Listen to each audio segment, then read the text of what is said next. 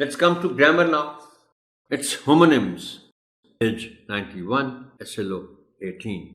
Tell the students what homonyms are and tell them with the help of read me.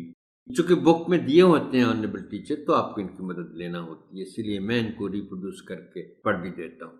Homonyms are two words that are spelled the same and sound the same but have different meanings. A homonym is a word that has the same name as another word, meaning that the two words look and sound exactly alike. ایک جیسے, for example, book, which can mean something to read or the act of making a reservation.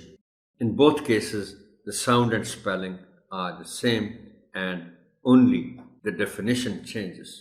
اور دیکھیں spelling بھی وہی رہتے ہیں اور اس کے ساتھ پھر اس کا جو پروننسیشن ہے وہ بھی سیم رہتا ہے. بہت سی ایگزامپلس ہیں اس کی ہومونیمس کی. کچھ مزید ایگزامپلس یہاں دی ہوئی ہیں.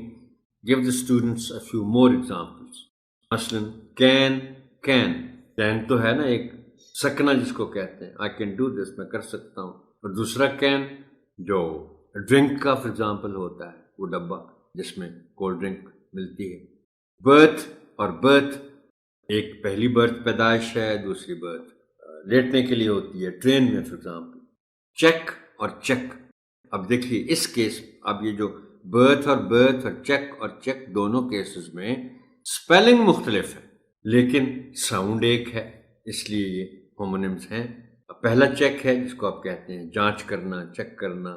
دوسرا چیک ہے وہ جو بینک میں ہم کیش کرواتے ہیں. By you know that. Byte, اب پہلا بائٹ تو عام بائٹ ہے جو ہم چکھتے ہیں, ایک لقمہ لیتے ہیں, اور دوسرا بائٹ ہے جو کمپیوٹر کی لینگویج کا بائٹ.